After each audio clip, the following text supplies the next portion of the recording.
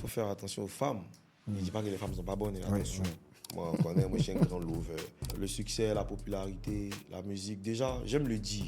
Coucher avec un artiste, ça reste un fantasme. Donc toi, l'artiste, si tu n'as pas su comprendre ça, tu vas passer toute ta vie à te réaliser fantasme déjà. Toi qui penses que tu es fort, en fait, c'est toi qui es faible, en fait. L'orgueil ne ruine pas qu'un artiste. L'orgueil est le début de la chute d'un être humain. Maintenant, si tu n'es pas humain, il y a fort. Là, tu peux être orgueilleux comme tu veux. C'est pas fait des musulmans, c'est pas fait des chrétiens, c'est pas fait des bouddhistes, c'est pas fait des clairs, noirs, blancs. Non. Tu es humain, non. L'orgueil, c'est le début de la chute. Donc, du haut de mon âge, j'ai vu tellement de gens monter et redescendre qu'il n'y a pas besoin qu'on me dise, Baron, sois humble. Pas besoin qu'on me dise ça. Yo, Baron Petit Joule, je suis dans Inspire 69 et c'est maintenant. Il est artiste, il est musicien, il fait un style de musique qui est assez particulier mais qui captive les cœurs. Il s'appelle Baron, pour ceux qui auront reconnu l'artiste. Il est jeune chanteur ivoirien très prometteur. Je vous dis déjà avant tout de le suivre sur ses réseaux sociaux que nous allons afficher juste en bas en description. Allez regarder ses pages, allez écouter sa musique. Sur YouTube, il fait en tout cas des choses extraordinaires. Bonjour Baron. Bonjour. Je devrais t'appeler Baron ou Junior? Non, c'est Baron, c'est Baron. Baron, c'est mon nom d'artiste. Junior, c'est mon vrai prénom. Moi, je veux directement aller dans le vif du sujet. À 9 ans, Baron, il rêvait de quoi? À 9 ans. À 9 ans, à 9 ans, c'était quoi? Déjà, à 9 ans, j'étais au CM1. Il rêvait de quoi? Il voulait être docteur. Hein. Ah oui? Ouais, bien sûr. Je En voulais être médecine? docteur. Ouais, en médecine, je voulais être docteur à 9 ans. Mais bon, tu connais, les rêves d'enfance ne sont pas forcément ce qui nous accompagne tout au long de notre vie. Sinon, à 9 ans, je voulais être docteur. Mais bon, aujourd'hui, je suis artiste. Je me plains pas. En tout cas, ça va. Mais à 9 ans, je voulais être docteur, honnêtement. Ok. Après, il y a certaines réalités qui ont empêché ça aussi, hein, parce qu'il faut dire que à 9 ans, attends, je suis en train de faire le calcul pour être sûr que je peux pas me tromper. Hein. À 9 ans, déjà, c'est quoi? C'est ça. À 9 ans, j'étais au CM1. Et au CM1, c'était pendant la crise. Ok. Tu vois? Et quand on dit la crise, il parle de 2010. Hein. Il parle de 2002. Tu vois, moi, j'ai vécu ça. D'accord, la grande crise. Parce qu'en 2002, j'étais au CE1. Je passais au... Non, j'étais au CP2. Je passais au CE1, tu vois. Et moi, j'étais à Boaké. Ok. Donc, j'ai vécu beaucoup de choses qui ont changé mes rêves. Ah oui, ok. Voilà. Donc, c'est un peu ça. Justement, par rapport à ces rêves-là, quel est l'événement pour toi marquant vraiment qui aurait impacté ce parcours et qui aurait peut-être conduit à ce que tu fasses la musique aujourd'hui? Bon, pas forcément qui a conduit à ce que je fasse la musique aujourd'hui, mais qui a impacté ces rêves-là en griffe. C'est que déjà, tu nais, tu grandis dans un environnement et malheureusement, il y a la guerre dans ton pays. Tu te retrouves dans la zone même où c'est chaud. Parce que quand on dit 2002, on dit Boaké, les gens, ils savent. Tu vois. Et c'était ma première fois de venir à Abidjan. Moi, j'ai déplacé des guerres à la base. Hein. Ok. Et ouais. Je me rappelle, on a marché presque 60 km. Ah oui. À pied, hein, bien sûr. Il a vécu ça. Il a vécu ça, bien même. Et donc, naturellement, il y a ce dont tu rêves et il y a les nouvelles réalités de ton pays qui obligent tes parents à te mettre dans certaines conditions qui finissent par avoir un impact sur tes rêves. Tu vois, donc c'est un peu ça. Donc, il n'a pas dit arrêter l'école à 9 ans. Il a continué, donc je pouvais toujours rêver comme ça, finir médecin et tout. Mais quand l'environnement change, naturellement, les rêves aussi changent. Je ne sais pas si on se comprend. Forcément. Parce que souvent, nos rêves, nos envies sont souvent impactés par l'environnement. Tu vois. Donc, l'environnement a changé. Tu te retrouves avec de nouvelles personnes, une nouvelle culture, une nouvelle manière de faire les choses. Tu te rends compte que ce dont je rêvais hier n'est plus forcément ce dont je dois rêver aujourd'hui, parce que là, il y a de nouvelles réalités, il y a ceci, il y a cela, tu comprends? C'est ça. Et puis, la médecine, ce n'est pas une filière... vas-y, il faut quand même que les parents aient un certain standing. Je ne dis pas que les enfants des gens qui n'ont pas forcément une classe sociale élevée ne peuvent pas devenir médecin, mais je veux dire, automatiquement, on comprend, tu vois. Il y a des choses où tu dois maintenant commencer à gouiller toi-même, lutter toi-même. Médecine, là, tu mets ça de côté. Justement. Voilà. C'est un peu ça. Si on peut faire une pause sur ce truc, quand même, tu es jeune et tu as ce truc que tu vis quand même qui est très important, qui a impacté beaucoup de personnes, qu'est la guerre. On ne souhaite vraiment pas qu'un pays traverse une telle situation. À ce moment-là, comment tu vis ce truc-là de te déplacer à cause de la guerre et comment tu arrives à gérer peut-être l'angoisse que ça aurait pu te causer? Je profite de ta question-là pour dire merci à mes parents. Excellent, oui. Merci aux frères. Merci à mes parents même en général, tu vois. Merci à la famille parce que moi, je suis petit, tu vois. En 2002, je suis petit, je suis très jeune, tu vois. Donc, dire que j'ai géré une certaine angoisse, c'est pas vrai, tu vois. Mais les parents, ils s'arrangent à mettre les enfants dans des conditions qui font que les enfants, là, tout de suite, là, ça dit, ils ressentent pas forcément ce grand changement-là, tu vois. Moi, honnêtement, là où j'ai ressenti qu'on vivait quelque chose de différent, c'est quand on marchait. Ok. Tu vois, quand on a quitté Boaké pour se rendre, je sais même plus, ça m'a traumatisé, je sais plus où on est parti. Mais en tout cas, on a marché carrément 60 km, ça a duré des jours. Tu vois, moi, à la base, à la télé, je voyais ça, hein, où les gens, ils mettent valises sur les têtes, tu vois, ils sont rang comme ça sur la route. Mais moi, j'ai vécu ça vrai. Peut-être qu'aujourd'hui, quand on me voit, on ne pense pas, mais j'ai vécu ça. Ouais. Il y a moi, ma petite soeur, on a vécu ça. Tu vois. Donc, quand naturellement on arrive dans notre nouvelle destination, ce n'était pas un coin qu'on ne connaissait pas. Je partais souvent faire les vacances là-bas, c'était à Bondoukou. On n'a pas marché qu'à Bondoukou, hein. Okay. Attention, on a marché qu'à quelque part, et puis de là-bas, on a eu véhicule pour aller à Bondoukou. Donc, les parents, ils nous mettent dans les conditions. Hein. Parce qu'à Bondoukou, il faut dire qu'il n'y avait rien là-bas. Tu vois, c'était encore une zone qui était encore sous contrôle des loyalistes. Donc, tout s'est bien passé. Okay. Tu vois, il n'y a pas vraiment ressenti cette différence-là, tu vois. Parce que je connaissais déjà la zone. Et voilà. Et là, tout de suite, quand je suis arrivé, on m'a mis à l'école. Genre, normalement, je devais faire la classe de CE2 à Boaké. Okay. Mais j'ai fait ça à Bondoukou. C'est-à-dire que la guerre commence le 19 septembre 2002. Moi, déjà, le 25 septembre, j'étais à Bondoukou. Ok. Ouais. Important. C'est ça. Ok. Je dis encore pour ceux qui nous suivent, si vous nous rejoignez, merci déjà d'être fidèles en tout cas à cette émission. Vous nous donnez la force, vous vous abonnez de plus en plus. Vraiment, ça nous fait plaisir. Ces réseaux seront juste en bas. Allez regarder encore, je vous le recommande vraiment. Il a des textes très forts. Et quand je parle de textes très forts, c'est pour ça que je voulais comprendre à un moment, qu'est-ce que tu as vécu pour aujourd'hui chanter ce que tu chantes. Tu chantes aujourd'hui la réalité. Est-ce que c'est un choix assumé de chanter la réalité, le quotidien des gens, ou est-ce que c'est juste par ambition? Voilà. Bon, déjà, ce que je chante là, c'est très naturel en moi. C'est-à-dire qu'à chaque fois que je suis en train d'écrire une chanson, mon inspiration naturelle là, ça vient toujours des faits réels. Tu vois? C'est pour ça que tu ne vas pas retrouver Baron en train de chanter. Tu vois, les mythes là, les épopées, moi je ne suis pas dans ça. Moi je suis vraiment dans ce qui est réel. Et j'aime le dire souvent, c'est que moi je chante là. L'être humain est susceptible de le vivre au moins 2 fois dans sa vie. Non. Okay. Ça c'est clair. Maintenant, avec le temps, vas-y, peut-être au début, tout part déjà d'une passion. Tu vois? Tout part d'une passion, c'est ce qui vient là, tu écris, c'est réel. Mais après, quand tu envoies et que les gens ils réagissent bien face à ce que tu as envoyé, naturellement, quand tu envoies un autre truc là, tu ne cherches pas loin. On ne cherche pas l'équipe qui gagne, tu vois. Voilà, ça n'annule pas le fait que je suis très polyvalent. Il peut faire beaucoup de choses, il peut raconter beaucoup de choses. Mais dans mes textes, je reste très réel. Et c'est tout moi. Okay. J'ai beaucoup de vécu dans ce que je chante. Voilà, mais après, comme la musique est universelle, il ne faut pas forcément venir raconter mon histoire.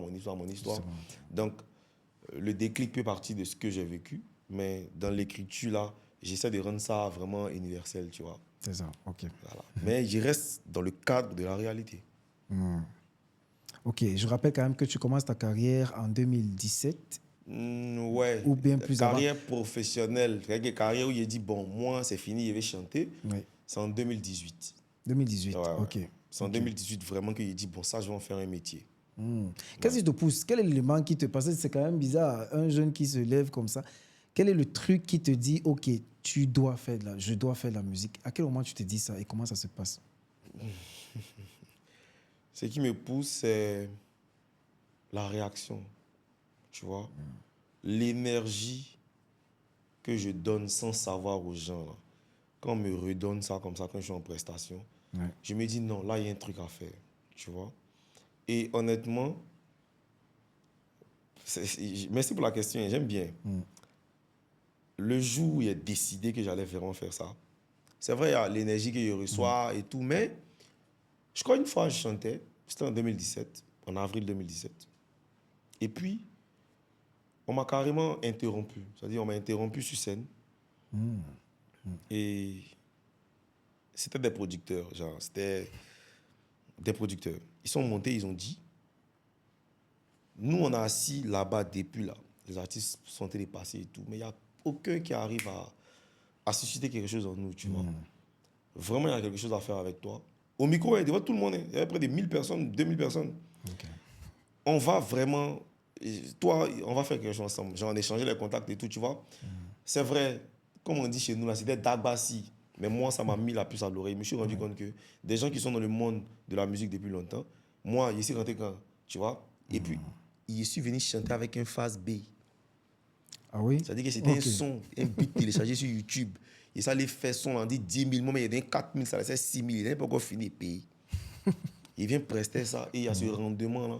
Honnêtement, je me suis dit, s'il me concentre, il y a quelque chose de bon qui va sortir de ça. Tu vois. Maintenant, au-delà de ça, il y a les frustrations. Il y a, il y a les frustrations qui font que tu te dis non. Ça là, même s'il ne voulait plus faire, même s'il voulait faire ça pour 2 jours, Je vais faire. on est dedans. Ouais. Tu vois. Il y a, là, tout de suite, il y a quelque chose qui me vient en tête. C'est mon grand frère. Il lui dit merci. Hein. Ça dit, déjà, il lui dit merci. Il ne faut pas qu'il prenne ça en mal. Je n'ai jamais eu l'occasion de lui dire ça. Colo, comme on dit à Abidjan. Mais peut-être qu'à travers à travers cette interview-là, il verra. Un jour, il m'a dit, petit, je cite, hein, j'apprends que tu veux chanter. Honnêtement, si c'est vrai et que tu chantes, tu vois, genre les histoires où on dit non, ah moi voici mon grand frère, si demain il rentre, il peut compter sur lui. Moi, si tu chantes, si tu deviens chanteur, moi, il faut me boire. Je suis plus ton frère, je suis ton frère. Mais il ne faudra pas compter sur moi pour quelque chose. Hein. Ah oui, quand même. Honnêtement, quand il m'a dit ça, ça ne m'a pas mis en colère. Ça ne m'a pas découragé. Mais ça fouettait mon orgueil. Pas dans le sens où Jean, il le détestait, non. Tu as vu qu'avant de commencer, il a dit big up et tout. Aujourd'hui, on s'entend très bien. Mais ça fouettait mon orgueil à telle enseigne que je me suis dit, musique qu'il doit faire. Et puis à cause de ça, toi, tu as pu être mon grand frère, c'est qui doit compter là. C'est ça qu'il va faire. Et puis tu vas être fier de moi. Ah ouais. Ça t'a motivé carrément. Tu vois, ça m'a motivé carrément. Il ne l'a jamais détesté pour ça.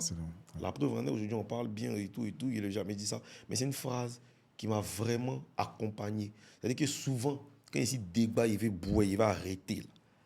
Quand il me rappelle de cette phrase, il dit non. Tu vois, non.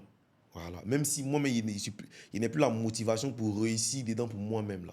Il doit réussir, il y a quelque chose à prouver à quelqu'un. Souvent, on a tendance à dire, vis pour toi, tu n'as rien à prouver aux autres. Mais à un moment de la vie, même si tu ne veux plus réussir pour toi-même, il faut au moins réussir. Même pour les autres. Ça veut dire que pour ne pas faire regretter ceux qui ont parié sur toi. Parce que pendant que lui, il dit ça, il y en a d'autres parents, amis qui comptent sur moi, tu vois. Donc, dans ce remue-ménage-là, moi, il décide de foncer. Et aujourd'hui, ça donne ce que ça donne. Justement. Voilà, je ne suis pas au top de mon art, mais par la grâce de Dieu, petit à petit, on fait le chemin. Voilà. Justement, pour finir avec ce point du soutien de la famille, est-ce que aujourd'hui, toute la famille comprend ce que tu fais? Et quel est l'impact de la famille sur ta carrière, surtout dans le domaine de la musique aujourd'hui? Ah ouais, honnêtement, comprends, je ne peux pas répondre à ça. Ça, peut-être ça, eux, qu'on doit poser la question. Ouais. Mais ils me soutiennent d'une manière ou d'une autre. Parce que moi, quand je soutiens, j'entends quoi par soutien? On entend souvent, quand tu vois deux personnes qui s'aiment, que tu ne peux pas les aider, laisse-les tranquilles, tu vois. C'est ça. Donc, moi, par soutien, j'entends, même si ils ne peuvent pas forcément m'aider, mais en tout cas, si c'est laisser tranquille, là, ils vont laisser tranquille, tu vois. Ok. Donc, je pourrais dire que toute la famille me soutient, tu vois. Et c'est ça, ils me Ok, soutiennent. ok. C'est important parce qu'en Afrique, en fait, dès que tu dis je veux faire de la musique, tout le monde dit c'est pour être bandit et tout. Ou moi, je me rappelle même, hein, même à titre personnel, à un moment, je devais faire le droit et je dis à mon père, moi, je veux faire la musique. Ah, je crois qu'il a failli me frapper ce soir-là. Mais c'est pour dire que parfois, il y a des parents qui ne comprennent pas. Toi, comment ça se passe? Comment tu annonces à ton papa que tu veux faire de la musique? Bon, en tant qu'un bon petit Joule, j'insiste là-dessus, bon petit Joule a dit zinzin. Déjà, il faut dire que moi, je vais avec mon papa, tu vois. Ma maman, on n'est plus ensemble, genre, depuis longtemps. Donc, j'étais avec papa. Et ça a commencé à porter ses fruits. Et comme je savais qu'il fallait un jour tenir tête au vieux, lui dire, coloquer, ah papa, moi, voilà ce que j'ai fait et tout. J'attendais le bon moment. Mais entre-temps, tu vois, je patientais, hein. J'attendais que le bon moment arrive, que, tu vois, non, que l'occasion se présente, j'allais profiter dessus et j'allais sauter sur l'occasion pour lui dire ce que je fais. Mais j'ai continué jusqu'en... Mais à chaque fois que je gagnais de l'argent, je ramenais des trucs à la maison, Ah, ok, important. tu vois. Ouais. Et le soleil ne s'est jamais levé sur moi dehors. Je me rappelle, moi, je faisais des concerts où je gagnais millions. À la maison, mon papa ne savait pas que je chantais. Ou du moins, je ne lui avais pas encore dit, parce que les parents, là, tu les vois comment ils sont au courant de beaucoup de choses. Ouais, Mais ouais, ouais. voilà, Il ne parle pas. je ne l'avais pas encore dit, mais j'avais une éducation qui était très cadrée. Ça veut dire que moi, la star, je monte sur scène, on me donne l'argent, crie baron, baron, baron. Quand je finis là, je descends là, je vais laver la voiture de papa avant de dormir. Important. J'ai fait ça pendant 2 ans. Pendant plus, bon, 2 ans, genre, entre le temps où j'ai commencé à chanter, Ouais. sinon depuis que je suis petit, j'ai fait ça, tu vois. Ouais, ouais. Donc, mais à chaque fois qu'il y avait un peu d'argent, je ramenais des trucs à la maison. Ça veut dire que, par exemple, aujourd'hui, l'argent, il y a un peu d'argent. Maman, Justement. voilà, ma belle-mère, tu vois, ma Ouais. maman. Oui, oui, c'est ça. Ah, voilà, le riz, le gaz, tu vois. Donc, déjà, j'ai commencé à montrer que je fais quand même un peu d'argent. Je n'ai pas encore dit dans quoi je fais de l'argent, mais je fais de l'argent. Mais malgré ça, je n'oublie pas. Et puis, je suis un peu responsable, tu vois. Je reste dans le cadre de l'éducation qu'on m'a donnée, tu vois. Et donc, c'est ce qui l'a rassuré quand je suis venu lui dire pour la première fois que je chantais. Et je suis venu lui dire pourquoi. Parce que là, maintenant, j'ai eu une maison. D'accord. Genre, je devais quitter la maison. Il faut aller, genre, vas-y. Aller en location, tu vois. Ouais.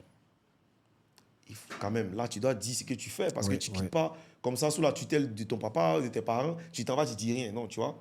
Parce que lui, il a toujours dit, quand tu veux partir et puis tu ne sais pas où tu t'en vas, il faut toujours dire au revoir, on ne sait jamais. C'est ça. Et tu peux revenir, tu vois. Donc, je suis venu lui dire, j'ai eu maison et tout et tout. Et voilà, naturellement, une question que tous les parents se posent, mais tu veux qu'elle travaille, puis toi, tu t'en vas à la maison. Il y a quoi, on t'a chassé, il y a quelque chose qui se passe, que tu n'aimes plus, tu as quoi, le confort ne te plaît plus. Il a dit non, voilà ce que je fais et tout et tout. Et quand j'ai fini, quand j'ai dit à mon papa que je chantais, il laisse les détails. Quand je lui ai dit que je chantais, que je suis dans le monde de la musique, mon papa, il écoute beaucoup. Il te laisse parler et après, il prend la parole. Il m'a dit, tu chantes. Non, il a dit, tu es dans le monde de la musique. Ok. La garantie, c'est quoi? Ah, Tu vois cette question? ça, c'est fort, ça. C'est très fort. Oui. Il dit, la garantie, Oui. c'est quoi? On m'a appelé ton école. Jusqu'à, bon, peut-être c'est vrai, tu n'as pas les gros diplômes, mais BTS, là, tu as fait ta licence et tout. Tu laisses ça, tu verras. La garantie de ça, c'est quoi? Et dans sa question, là, il y a des sous-questions dedans. Parce qu'en réalité, les parents, à la base, les parents ne veulent pas forcément que tu réussisses pour pouvoir, eux, les prendre au dos Oui, demain. non, c'est... Tu Oui, vois? ouais. Mais ils veulent que tu réussisses Au moins, là, toi, tu ne seras plus une charge pour eux. C'est ça. Donc, quand ils demandent la garantie, c'est quoi, là? C'est en mode, wesh, vas-y, aujourd'hui, tu fais ça, tu t'en vas.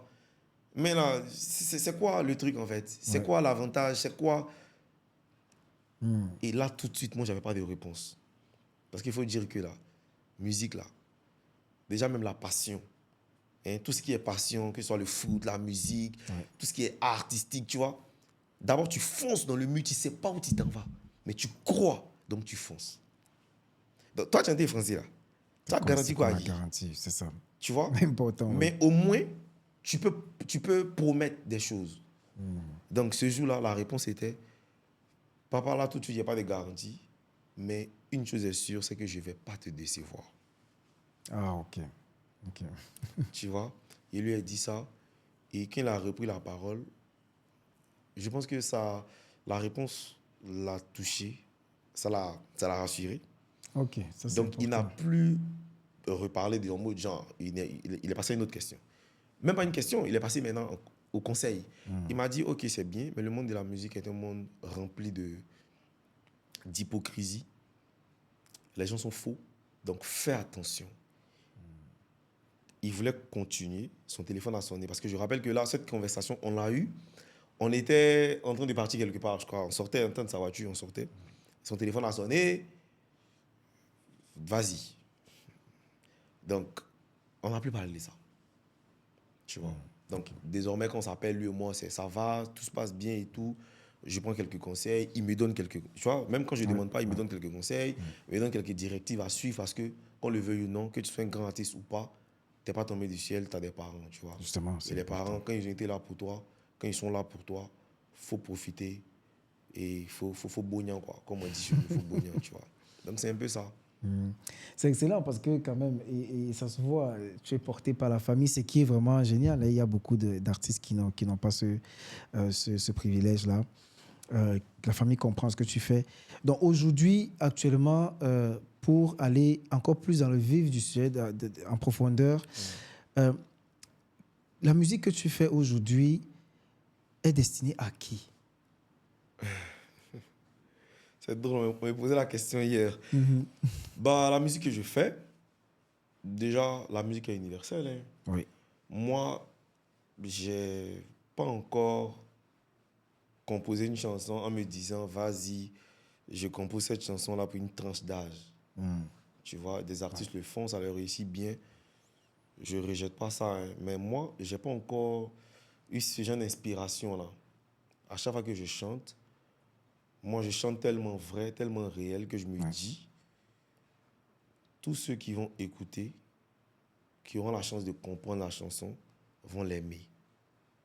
Tu vois, donc ma musique, elle est destinée à tout le monde. Okay. C'est pour ça que je disais tantôt, je chante des choses qu'un être humain est susceptible de vivre au moins 2 fois. Il insiste là-dessus, il dit 2 fois. Au moins 2 fois avant de quitter la terre. T'as vu? Donc, si tu n'as pas vécu ce qu'elle chantait là quand tu étais petit, faut pas, tu vis, non? Il a dit avant de quitter, tu as vécu ça avant de partir. Tu vois, donc c'est destiné à tout le monde, tu vois. C'est un peu ça. J'ai des fans, j'ai des mamans qui me suivent. Il y a une petite anecdote. Je suis arrivé à Korogo une fois. Il partait pour un spectacle. Et dans la circulation, il y a une maman qui m'a repéré. Elle est venue. Tu sais, les mamans, là, naturellement, même quand la sécurité veut dégager les gens, les mamans, là, tu vois, elles ont un certain privilège. Donc, on l'a laissé venir près de moi. Elle dit, mon fils, ça va? Il dit, oui, maman. Il dit, mon enfant, écoute, tu vois, il n'y a pas envie de dire ce qu'elle m'a dit, mais honnêtement, tu vois ce genre de phrases-là. Tu te rends compte que, hey, c'est pas les histoires de non, tu chantes pour les enfants, c'est des gens de ta génération. Non, tu vois, il y a des grandes personnes qui écoutent. Il y a tout ça. Donc, c'est vraiment pour tout le monde que je chante. Excellent. Voilà. En coulisses, quand même, on partageait donc sur un truc et à ce moment de l'émission, je vous dis de prêter toute l'attention que vous pouvez nous prêter. On va vous la rendre, c'est sûr. Les prochaines minutes, soyez hyper focus sur ce qu'il va partager parce que pour moi, c'était quand même fort. Tu as dit, tu as fini une scène un jour, tu as ressenti un vide. Beaucoup de gens voient les artistes briller. Ceux qui te suivent aujourd'hui te voient briller. Aujourd'hui, quand tu finis une scène, tu te sens vide. Comment ça se passe? De quel vide tu parles? De quoi s'agit-il exactement?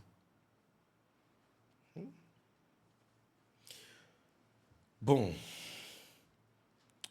pour répondre à cette question-là, il y a une parole dans la musique d'un artiste que j'aime bien, quelqu'un qui m'inspire beaucoup, Maître Gims. Il a dit dans l'une de ses chansons, les milliardaires se suicident. Tu vois, là, tout de suite, quand on dit les milliardaires se suicident, les gens pensent à l'argent. Toi, t'as tout, tu vois. Honnêtement, le vide dont on parle ici, là, c'est un vide qui ne peut même pas expliquer. Et naturellement, on se sent vide, on se sent seul, on se sent... Vas-y, quand ça ne va pas, quand tu es seul, tu vois, quand tu as l'impression que le monde te rejette et tout. Mais moi, la première fois que j'ai ressenti ça, il venait de faire mon plus gros spectacle. Guichet fermé. Les gens, barons, les filles, tu vois, il y a tout ça. Mais quand je suis descendu, quand je suis monté dans la voiture, quand il commençait à m'éloigner de la scène, j'ai commencé à ressentir ce vide-là. Et c'est ce qui fait que moi, je comprends aujourd'hui des gens qui ont pratiquement tout, matériellement parlant, mais qui te disent qu'ils font des dépressions. Tu vois? Moi, ce n'est pas dépression, mais je sens du vide, tu vois. Et c'est là que tu comprends que quand tu donnes de la joie aux gens, les gens, ils ont tendance à penser que si tu en donnes comme ça, c'est parce que toi-même, là, c'est versé sur toi. Non. Souvent, on a besoin aussi que les gens, ils nous ramènent ça, tu vois. Honnêtement, ce jour-là, tout s'est bien passé, cool. Après séance photo, tout était bien. Mais quand il commence à m'éloigner de la scène, comme je disais tantôt, j'ai ressenti ce vide-là. Tu vois, non? Et je pense que ça vient de quelque chose aussi. Tu sais, moi, j'écoute beaucoup de musique. Hein. J'écoute beaucoup de musique. Et il y a vraiment des sons qui me parlent. Tu vois? Et je suis croyant. J'ai fait l'école coranique. Okay. Tu sais, à l'école coranique, on nous a enseigné, et on continue même d'enseigner ça, que dunya, tu vois, dunya, c'est en arabe, ça veut dire la terre, le monde, la vie, là, elle est passagère. Et que, tu vois, quand on t'adule sur la terre, ah ouais, la star, le truc et tout, et tout, et tout, et tout.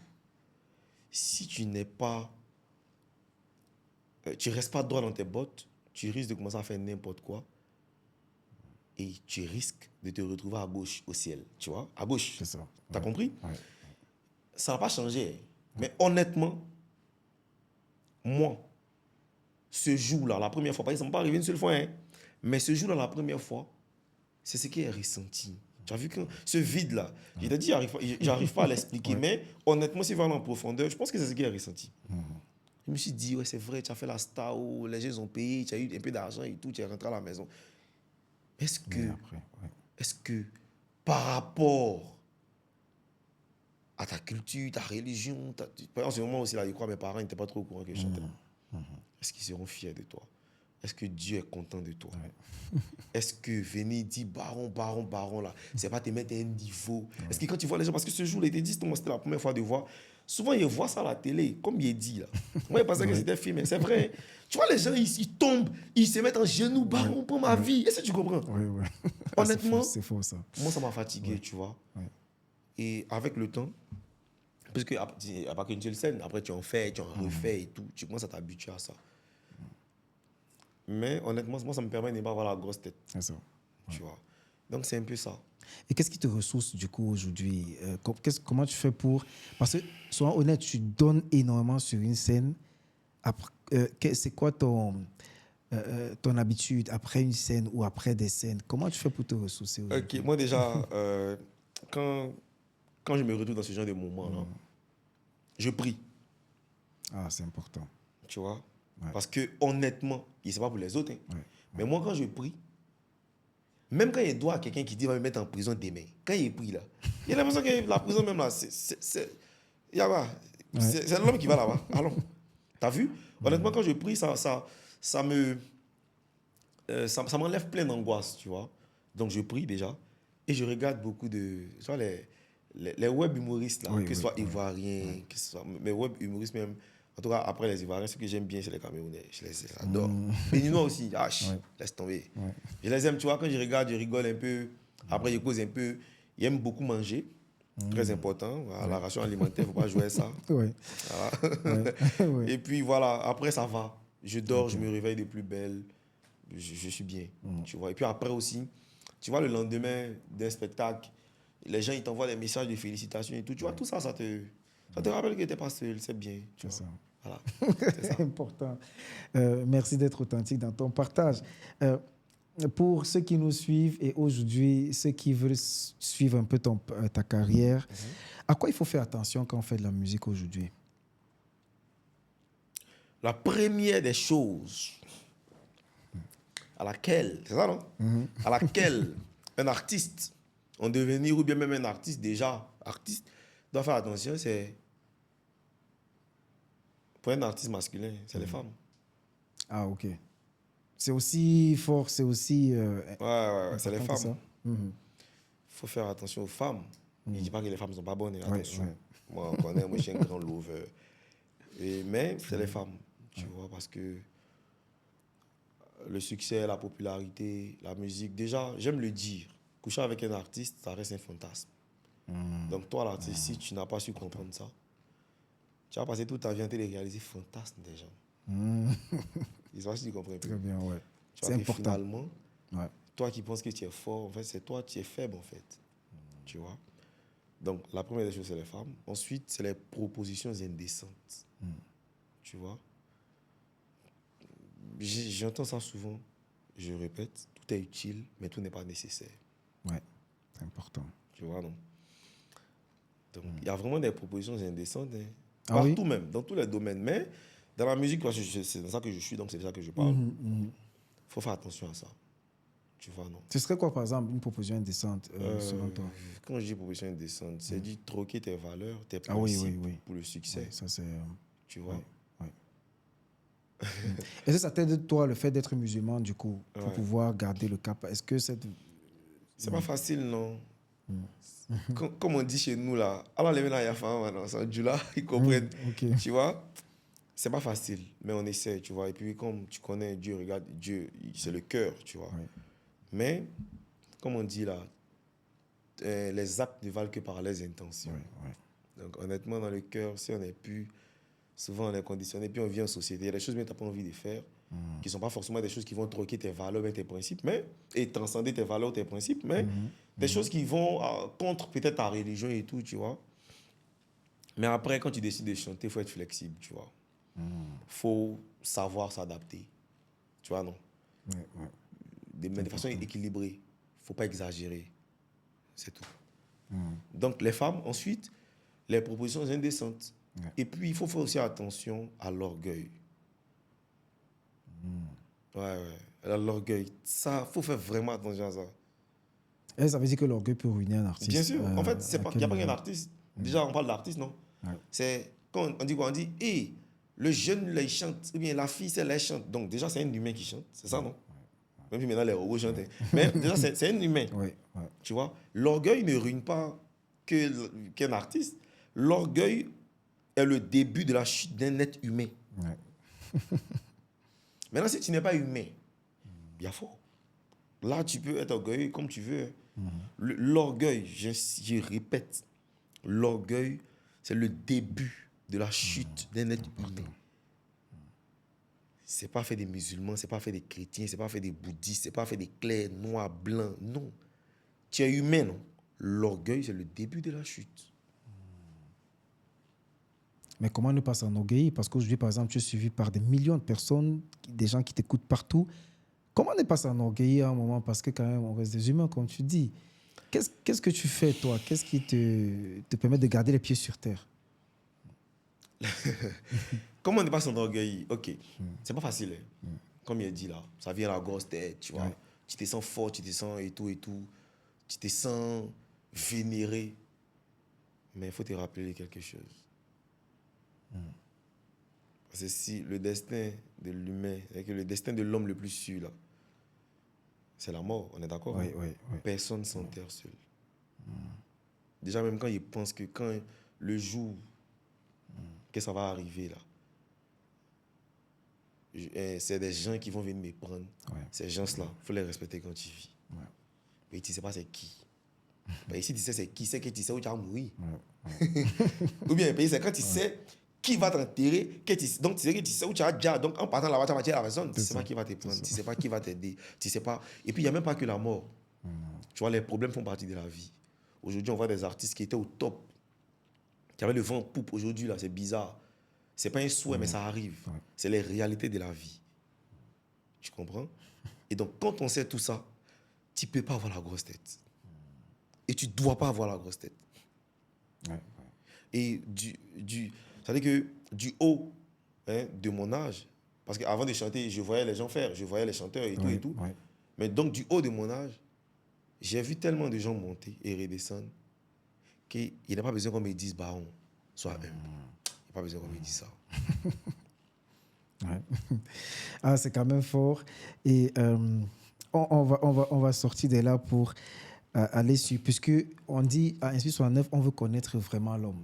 Et ce soir, tu t'ouvres vraiment. On découvre aussi l'homme très sage. Tu as beaucoup de pensées comme ça, beaucoup de... Je ne sais pas si vous le remarquez avec moi, beaucoup de sagesse dans tes dires. Et surtout, tu les illustres avec des citations. Certainement, tu fais beaucoup de lectures, ce qu'on apprécie beaucoup. Est-ce que tu as été trahi? Est-ce que tu as déjà vécu une profonde trahison? Oui. Quelle est la trahison vraiment que tu as vécue qui t'aurait peut-être tellement marqué et comment tu es sorti de là? Bon. Tu vois, dans les relations humaines, il y a plein de choses qui arrivent. Oui. Mais, tu vois, j'étais très, très proche de certains de mes collègues que je ne vais pas citer. Et honnêtement, entre nous, c'était l'amour parfait, tu vois. Je les aimais. C'était des jeunes frères, ils sont plus jeunes que moi. Je les aimais d'un amour que je ne peux pas décrire, tu vois. Et quand tu aimes, là, tu ne calcules pas, tu vois. Tu donnes tout. Tu te livres, tu vois. Parce que tu ne te dis même pas à un moment que celui-là ou bien celle-là peut me faire quelque chose. C'était vraiment dans le cadre du travail, mais au-delà de ça, je les aimais. Et on avait des gens en commun qui nous mettaient les bâtons dans les roues, tu vois. Donc, c'était eux contre nous. Quand je dis nous, c'est moi et mes petits frères là. Et quand, à un moment, dans le déroulement des choses, tu te rends compte que ceux qu'on insultait hier, aujourd'hui, vous vous mettez avec eux, ça fait mal. Surtout quand tu t'es donné à 100% à quelqu'un, ça fait mal. Tu as vu, tu as tellement mal que tu n'as même pas le courage même de lutter contre ça. Tu as vu? C'est comme quelqu'un de suite là. Peut-être tu vas en affaire avec quelqu'un. Et au-delà des affaires que vous partagez, au-delà du business, tu l'aimes tellement que quand il te vole ou il te trahit, tu n'as même pas le courage. Tu as vu? Limite même, tu es gêné. Parce que tu es gêné même de raconter ça aux gens. Parce que tu te demandes comment tu as fait pour dire aux gens que c'est ceux-là, c'est eux qui m'ont fait ça. Tu as vu? Et franchement, c'est cette trahison-là, honnêtement, qui m'a beaucoup cassé. Ça m'a changé carrément. C'est-à-dire qu'aujourd'hui, je ne suis pas forcément devenu méchant, mais je fais les choses avec beaucoup de scrupules et beaucoup de réserves. Voilà. Surtout dans le cadre du travail. Et quand on m'approche, on peut s'aimer tranquille. Mais j'ai commencé à comprendre qu'il ne faut pas impliquer les émotions dans le business. Tu vois, c'est un peu ça. Est-ce que tu as pardonné? Comment? Est-ce que tu as pardonné? Pardonner? Bien sûr, j'ai pardonné.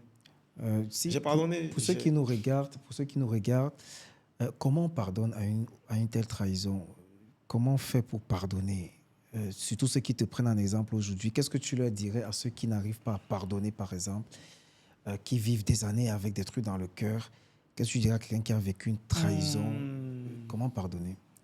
Comment pardonner? Peut-être que je n'aurai pas les bons mots pour parler, mais de ma propre expérience, ce que je sais, c'est que quand tu pardonnes, non seulement tu pardonnes à l'autre, mais toi-même aussi, tu te libères. Tu as vu quand quelqu'un il va en prison, incarcéré pour 20 ans, par exemple, le gars de pénitentiaire, là, il est obligé d'être élu là-bas.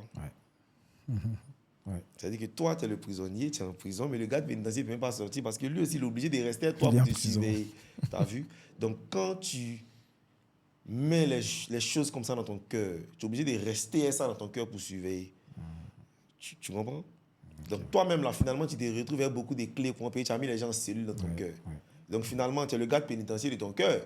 Mais tu as emprisonné les gens là-bas. Tu es eux en prison. Donc quand tu les libères, il n'y a plus de prison, non? C'est plus obligé de rester dans la prison. Chacun est libre, tu vois. Donc pardonner, déjà, ça libère. Il y a ça. Et la deuxième chose, comment arriver à pardonner? Ce qui n'est pas facile. Faut sortir, tu vois. Sors de ta zone de confort, vis des expériences, kiffe ta vie, tu vas pardonner. Alpha disait dans une chanson, côté mort dimi, phonique à l'eau miri. Ça veut dire en français, le vécu là, les choses qu'on vit là, ça fait pas mal, sauf quand tu penses à ça. Mais déjà, pour que tu penses à quelque chose, il faut que tu aies le temps de penser. Important. Donc, vis, kiffe. Tu vois, on profite de ta vie. Tu vas voir que là, Joe, ce qui te peinait même là, n'arrive plus à te faire quelque chose parce que, vas-y, tu n'aimes plus le temps pour ça. Et quand tu kiffes, tu vis, tu profites de la vie, tu fais la fête et tout. Tu travailles aussi, attention. Tu fais des trucs. Limite, quand tu finis de faire tout ça, là, tu es fatigué, tu dors. Quand on dort, on ne pense pas. Quand tu te réveilles, tu t'en fais encore. Tu n'as pas le temps. Au bout de, tu connais, au bout de...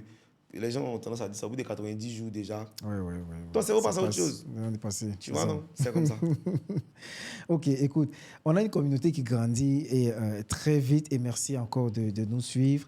On a eu des commentaires sur ces 2-3 interviews justement d'artistes, bon, une musicienne qu'on a reçue aussi récemment. Après, il y a des gens qui ont réagi. Cet artiste chantait aussi un peu l'amour, le cœur brisé, ce qu'on appelle à Abidjan en Côte d'Ivoire, pour ceux qui ne sont pas là, le goumen. Est-ce que toi qui brilles aujourd'hui, toi qu'on voit avec tellement d'énergie, est-ce que tu as vécu, comment s'est passé ton premier goumen et qu'est-ce que tu as mis en place pour sortir de ça? Bon, déjà avec tout le respect que j'ai pour celles qui partagent ma vie, elle est à la caméra. Hein. Ah, mais si tu vois ça, excuse-moi, c'est une question. Le premier goumen de la vie des barons, quand il venait d'avoir le bac, tu connais, hein? Nous on est dans l'école ensemble chez les femmes. J'avais une copine, je ne suis pas fier, les parents, excusez-moi, voilà. Il y avait une copine quand j'étais en première terminale, tu vois.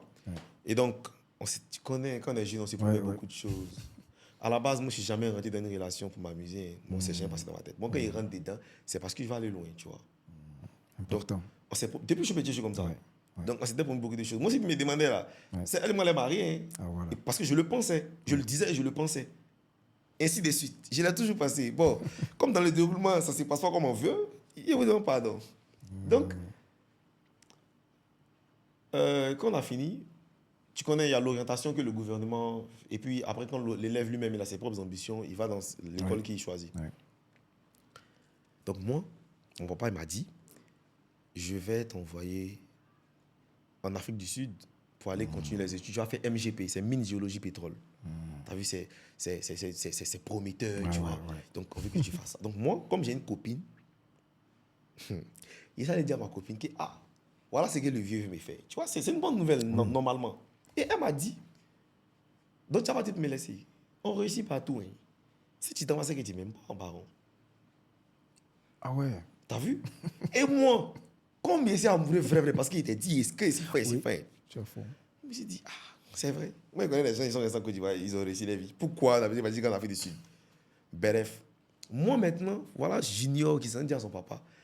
On est beaucoup, il se parle de l'enfant, l'an que tu vas mettre dans moi, pour les études, là, c'est trop. Bien ici, même, il peut rester, faire telle filière. Ah ouais. Le vieux m'a accepté aussi. Sauf que 2 mois après, si je ne me trompe pas, elle aussi, son papa, lui a dit, et apparemment pour moi c'était une proposition. Il dit bien apparemment, mais pour elle, la proposition, on lui a obligé. On lui a dit de partir faire droit maritime à Marseille. La question ne se pose pas. Moi, quand tu viens parler de ça, là, moi, dans ma tête. Justement. Non, on réussit partout, ma chérie. Tu as vu ou pas? Mais sauf que, elle m'a annoncé la nouvelle du genre d'une autre manière. J'ai organisé un truc avec ses sœurs, je suis venu. Je vois tout le monde est triste. Chacun, ça met. Il dit, mais voilà ce qui se passe. Il dit, mais naturellement, elle va pas. Et c'est ça que vous avez me dit. Non, mais sauf que pour elle, elle ne peut pas refuser parce que. Il dit, ok. Ça, franchement, ça, c'est un gourmet de choix de carrière. T'as vu? Mais ça reste sentimental. C'est avec quelqu'un, genre, c'était ma copine. T'as vu? Mais après, les choses ne sont pas passées comme ça devait se passer. Elle est restée en Côte d'Ivoire. Entre-temps, elle est partie faire médecine. Et quand elle arrive en médecine, moi, j'étais en informatique, dans une grande école. Elle était en médecine. À Nangia, à Bourgois, à Abidjan, tout le monde connaît. Et elle a commencé à sortir avec quelqu'un là-bas. Quelqu'un qui était en médecine. Parce qu'apparemment, c'est les docteurs qui sont faits pour être ensemble. Comme moi, ce n'est pas docteur. Il y a fort. Donc, franchement, ça m'a fait mal. Ça m'a fait trop mal. T'as vu, je parle de ça justement. Et puis, j'ai pas mal aujourd'hui, on est passé à autre chose. Mais ça m'a fait très, très mal. Et ça m'a tellement fait mal que ma chanson, il y a une chanson là, les gens, ils aiment bien ça, ils chantent ça partout. C'est à cause de ce Goumena qui a écrit cette chanson. Chanson très célèbre, là. Chanson très célèbre. Le titre, c'est « Tu m'as fait mal ». Ah. Tellement il veut rester fidèle à ma douleur. Le titre, c'est « Tu m'as fait mal ». Où j'ai dit « Quand je passe au quartier, les gens se demandent toujours où est ton bébé ». C'est une histoire vraie, vécue par moi-même. Voilà. Ça, c'était mon premier Goumé. Ok. Et comment tu sors aujourd'hui, par exemple, comment les années, tu as pu peut-être sortir de là pour ceux qui nous regardent pour finir avec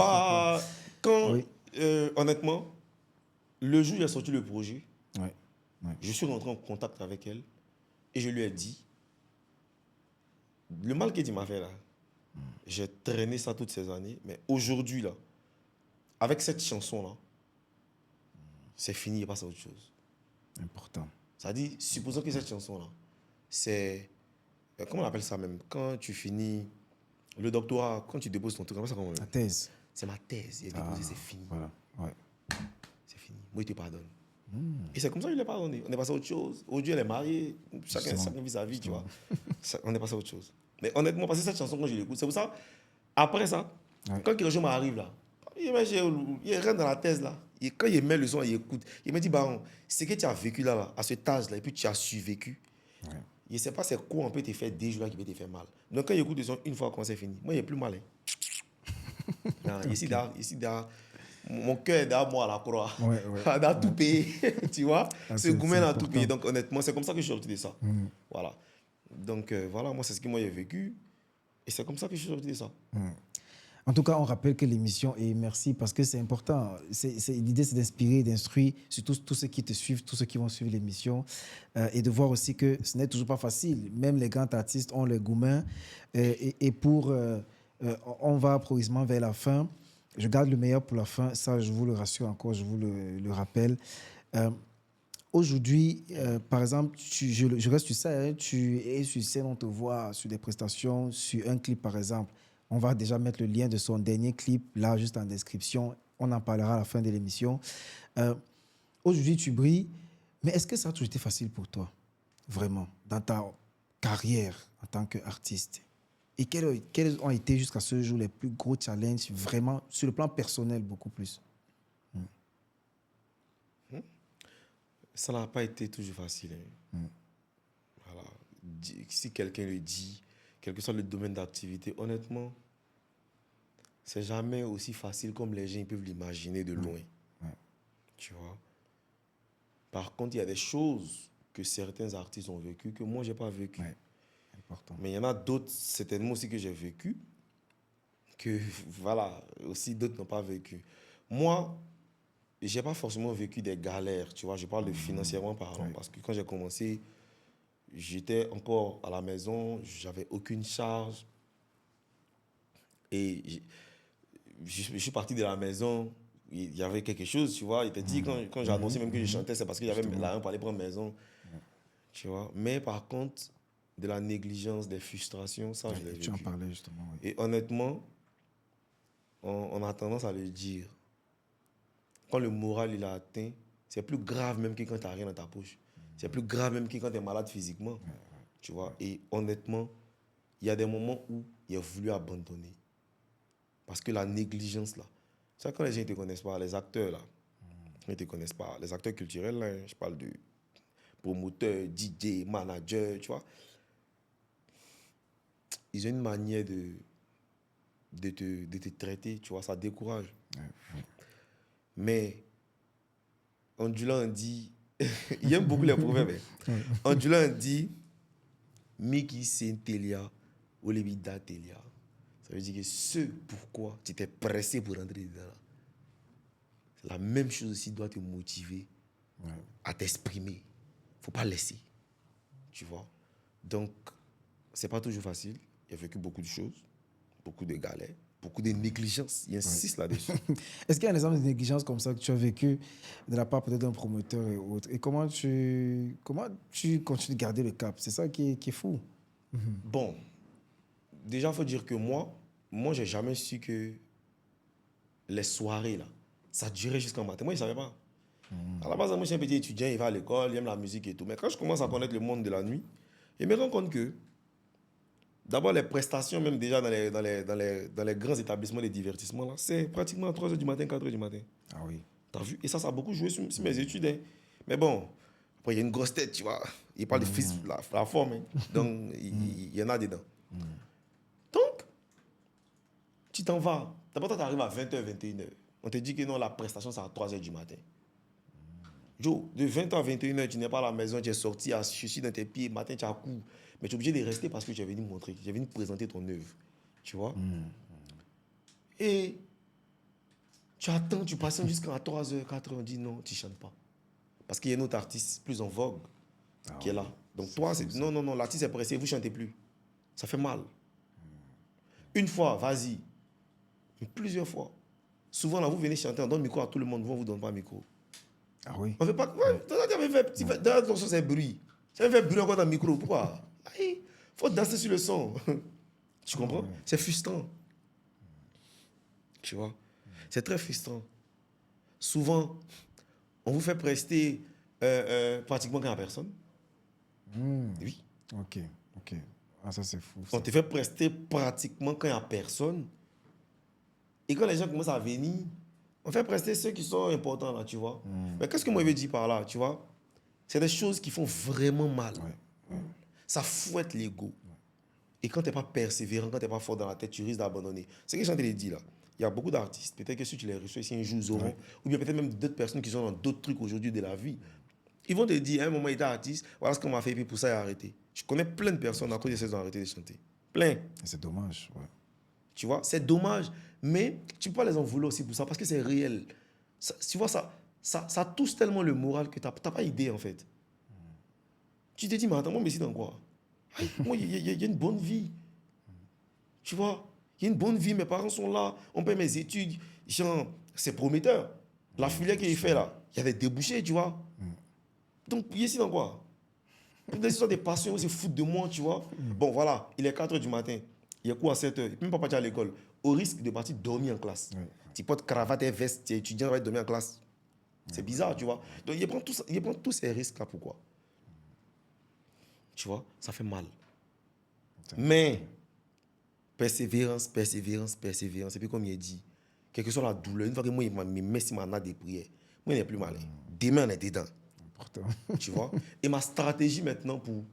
Peut-être que tu as posé la question, mais moi, je te dis en même temps, ma stratégie pour remédier à ça, c'était que quand je partais maintenant dans les établissements, hein, comme les managers, promoteurs, eux, c'est leur business. Ils ne sont pas là pour les émotions des artistes. Les nouveaux artistes, ça ne les arrange pas. Eux, là, ils ont besoin des gens confirmés pour pouvoir rentabiliser, n'est-ce pas? C'est leur droit, ils ont raison. Je ne sais pas qu'ils n'ont pas raison. Donc, mon papa me dit souvent, il dit, une fois qu'on parle du problème, c'est fini. L'étape suivante, c'est les solutions. On avance. Il ne faut pas venir rester, non, l'Afrique, non. On fait quoi? Tu vois? Ma stratégie, c'était quoi? Il a remarqué que dans les établissements, là, il y a des gens il y a les gens que le personnel respecte. Les clients.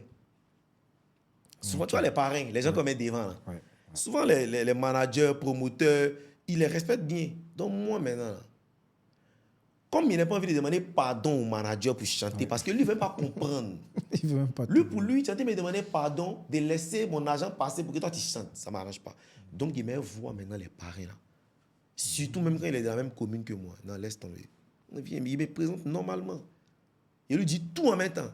Ah, moi, il m'appelle Baron, il chante, il fait de la musique, il fait un peu de rap. Il est ici des 13 villes. Ah bon, c'est des 13 villes? Ah, c'est bien. Ah, il dit, ah, mais grand, Ah, je suis venu, les gars là, ne veulent pas qu'il chante. Il dit, c'est qui ça? Appelle-le. T'as vu? C'est comme ça, mais sauf que ça, c'est pas suffisant. Hein. Et tu connais les pièges, c'est pour attraper. Peut-être tu mets ton piège pour attraper quelque chose, mais quand tu attrapes, il faut attraper, pas laisser. Justement, il ne faut pas laisser. Ouais. On est d'accord? Surtout pas. Voilà. Donc, Oui. quand moi, on me donne le micro là, il me papy même. C'est-à-dire qu'il donne tout ce qu'il y a dans mon ventre là, il fait sortir. Ouais. Ce qui fait que les fois d'après, il n'est plus besoin de passer par la même personne pour convaincre le même manager, le même DJ ou bien le même promoteur. Parce qu'il m'a vu faire. Exactement. Et comme on me l'a recommandé, on me donne vraiment le temps de m'exprimer. Donc, il fait vraiment ce que tu vois. C'est ça, important. Il y avait un freestyle très célèbre. Quand il fait ça, c'est fini, même s'il ne chante pas. Les gens crient, tu vois, c'est ça. Ils aiment ça. Ils aiment quand tu ambiances la foule. Parce qu'à la base, on dit, ouais, t'es rappeur, puis c'était une époque où le rap marchait pas. Ok. Donc, on s'est dit, tu es rappeur, tu vas venir m'aider les gens. Mais il a commencé à faire ça, ils ont commencé à m'adopter. Je profite pour leur dire merci. Hein. Merci à tous. Les managers de Koumassi, Marcory, Port-Boué pour rentrer dans Gonzac, là-bas, sorti ici, Bassam, Trècheville, je sais pas, partout. Mais plus là-bas, parce que là-bas, c'est là-bas, j'ai vraiment fait ma formation, tu vois. Ouais. Toutes les frustrations et tout ce que j'ai appris, c'est là-bas. Tu vois. Important. Donc, c'est un peu ça. Ah, super. Pendant qu'on parle de ça, manager, tout, est-ce qu'il y a aujourd'hui quelqu'un qui a marqué ton parcours pour qui tu aurais une reconnaissance éternelle? Bien sûr. Qu'est-ce que cette personne a fait? Bien sûr. Tu vois, tu me poses la question, je souris parce que tu me poses la question comme ça, il y a son image qui vient dans ma tête directement. C'est mon arrangeur. Ok. C'est mon arrangeur. Il s'appelle Capley. Capley Master. T'as vu? Lui et moi, c'est vraiment une histoire de grand frère, petit frère, tu vois. Tu sais, tu as tes propres parents hein, que la vie te donne. Et puis, il y a les parents... Pardon, tu as tes propres parents que Dieu te donne, tu vois, on ne les choisit pas. Et puis, il y a des parents que la vie te donne. Honnêtement, lui, je lui serai toujours reconnaissant. Tu vois. Il a fait beaucoup et continue même de faire beaucoup pour moi. Tu as vu tous mes morceaux à succès là? C'est lui qui les a fait. Ok. Et lui et moi, on est parti sur une base. Tu sais chanter? Moi, j'ai arrangé. Alors, on n'a pas fait d'argent, non. Ok. Si Dieu bénit, on partage l'argent. C'est ça. Excellent. Tu as vu ça? C'est pas toujours dans cette chance-là, tu vois. Il parle de lui, il a envie de pleurer. Honnêtement, aujourd'hui, il ne peut pas dire qu'on n'est pas dans de bons termes. Mais il y a un truc qui s'est passé récemment entre nous. Je sais qu'il n'est pas content de moi. Ouais. Je suis vraiment désolé si tu regardes la vidéo. Il n'était pas dans mon cœur, tu connais. Mais honnêtement, musicalement parlant, celui à qui je serai toujours reconnaissant, c'est lui. Parce que où il m'a pris, là, il n'est pas venu me ramasser aussi, hein, Ouais. mais où il m'a pris, là, il m'a pris à une époque ou bien à une période où moi-même, là, il n'essayait pas ce qu'il faisait. T'as vu ou pas? C'est important. Voilà. Et il y a une période même où il était mon manager. C'est-à-dire qu'il arrange son, il chante, il finit là. Il s'en va accompagner pour prestations. Et vas-y, il y a d'autres artistes qui viennent chez lui. Donc, quand ils ont naturellement, quand ils ont des prestations, des spectacles, il me met dedans, tu vois. Il a fait beaucoup pour moi. Wow. C'est mon conseiller. Jusqu'à présent, il ne m'a jamais rien dit de ne pas faire. Et puis, il n'est pas écouté. Et puis, il est fait. Et puis, il n'est pas regretté. T'as vu comment il a commencé? Tout ce qu'il m'a dit, bah, on laisse. Et puis, il fait, oh, quand il fait là, il regrette. Important. Comme aussi, les conseils qu'il m'a donnés que j'ai écoutés, ça porte ses fruits. Tu vois? Donc, franchement, il s'appelle Capley Master. Insiste là-dessus. Je lui serai toujours reconnaissant. Il n'y a pas que lui, mais honnêtement, quand on pose cette question-là, c'est celui qui vient dans ma tête directement. Après, il y a beaucoup d'autres qui ont participé. Tu vois? Important. Voilà, mais si on va laisser une échelle de 1 à 10, honnêtement, Capley, il est au-dessus de l'échelle. Il a dépassé. En fait, il est sur le toit, tu vois. Justement. Voilà. Juste en quelques secondes, déjà, on le salue et on salue aussi tous les arrangeurs de Côte d'Ivoire. C'est des personnes qui donnent beaucoup. Et on te souhaite vraiment aussi de continuer cette belle collaboration avec lui, en tout cas, pendant cette belle carrière. Comme on est en train d'aller vers la fin, il y a un nouveau son que tu as sorti qui est en train de marcher très bien aujourd'hui à Abidjan et ailleurs, parce que moi, je l'ai vu quand j'étais à l'étranger. Okay. C'est quoi l'histoire de ce son et pourquoi le choix de ce featuring avec Karine? Bon, l'histoire de ce son, hein, c'est quoi? Comme je t'ai dit, moi, je suis très réaliste, tu vois. J'étais à Soubré pour un événement. Et quand j'ai fini, le staff et moi, on a dit, vas-y, on sort un peu se divertir, tu vois. Et on était quelque part, là, j'ai pas envie de dire le nom. Et les filles, étant donné ces chamaillères, limite même, elles se sont portées main. À cause des garçons. Ok. Ah ouais. Genre, c'est le truc qu'on a, il a vu ça. Ouais. Mais, limite, là, c'est 2 go, vite fait pour un gars. Mais, ce jour-là, près de 5 filles, hein. Ça dit, elles se frappent entre elles à cause d'une même personne. Elles se disent, mais ça, c'est pas ça. Il y a quelque chose à faire, il y a quelque chose à sortir de ça. Tu vois? Elles ont. Elles ont, comment dire ça? On est venu s'amuser. Ils ont fait par là, bon, on s'amuse. Ouais. D'accord, moi, j'ai tiré quelque chose de ça. Voilà comment, quand je repars dans la chambre d'hôtel, je me mets à écrire une chanson. Genre tel, il était le gars de tel, il draguait tel, pendant qu'il sortait tel, il a fini par c'était tel, tu vois, pour être fidèle à l'histoire. Mais après, comme j'ai dit là, après, c'est vrai, tu écris, tu restes naturel et tout, mais il y a une étude de marché aussi qui se fait. Actuellement, là, tout le monde sait. Quand on dit Mohamed, tout le monde sait que ça, c'est un gars à Ken. Quand on dit Vanessa, tout le monde sait que ça, c'est une go à Ken. T'as vu? Donc voilà pourquoi il a pris ce prénom. Sinon, honnêtement, l'histoire réelle derrière, le gars, il s'appelait pas Mohamed. Ok. Tu vois? Et j'ai fini par dire que Mohamed, c'est même plus un prénom, c'est un comportement. Ah oui. Oui, parce que même si tu t'appelles Stéphane, que tu as le comportement, ça là, Ouais. si tu t'appelles Mohamed, tu vois. Donc c'est vraiment ça l'histoire derrière. Donc j'ai composé toute la chanson. Et dans la même période, j'ai travaillé avec une équipe managériale Ouais. qui était très proche de Karina. Donc ils m'ont proposé de faire un feat avec elle. Pour éviter de dire les noms, quoi. Ils m'ont proposé de faire un feat avec elle. Donc il y avait beaucoup de chansons comme ça en réserve. J'ai proposé. Et l'équipe managériale même a bien aimé la chanson où j'ai parlé de Mohamed là. Et c'était en 2023. Ça, les gens, ils ne savent pas. Ah oui. C'était en 2023. En 2025, non. C'était en 2023. Donc, on se capte, vas-y, le courant passe. On part au studio rapidement. Mais sauf que Karina, le jour J, où on pose pour la première fois le son, elle ne se sent pas bien. Ok. Tu as vu? Donc, mais elle vient quand même. Et ça, merci. Grando Karina, tu as fait l'effort. Moi-même, franchement, merci. Elle ne se sent pas bien, mais elle vient quand même à la séance studio. On pose une voix témoin rapidement et elle repart. Tu vois, après, vraiment, sa santé se détériore. Aujourd'hui, elle va très bien. Dieu soit loué. Donc, on passe à autre chose. Tu vois, entre-temps, l'équipe managériale et moi, vas-y, on n'est plus ensemble. Donc, le son, on n'en parle plus. J'étais là fin août, début septembre, là. C'est ça, fin août. Et je voulais poster un truc sur mes réseaux. Donc, j'ai défilé, puis je me suis rendu compte que le jour où on a fait la séance, là, il y avait snappé. Donc, il a posté. Et vite fait. Au bout de 2 heures, tu sais, quand une vidéo doit être virale, c'est comme ça étonne toujours même l'auteur. T'as vu? Ouais. J'ai posté. Et Karine, elle est au Cameroun. Elle m'a appelé direct. Mais wow, ils sont des tagués, tu as posté d'autres vidéos de trucs là. Mais attends, mais le son là, dès qu'il vient en Bignon, on fait le son, il dit, maman, c'est là. C'est toi, mais attends, ici devant le studio, c'est toi, attends, comme ça. Donc on a rigolé, puis elle est venue, vite fait. On a fait la séance, tu vois. Voilà. Donc c'est allé vite. Bon, tu connais, elle connaissait déjà le son parce qu'on a, comme je t'ai dit, moi j'avais déjà tout fait. Mais c'est un son qu'elle connaît, donc ça allait vite, tranquille. Pareillement aussi pour le clip, on a fait le son, ensuite on allait faire le clip et tout. Ah, c'est important. On salue et on souhaite vraiment. C'est un peu ça. Voilà. C'est un peu ça l'histoire derrière.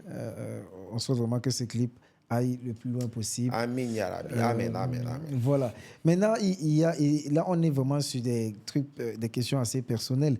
En coulisses, je demandais à ton nouveau manager qu'on salue, certainement que tu auras le temps de saluer un peu plus tard. Stéphane, gouverneur Stéphane. Voilà.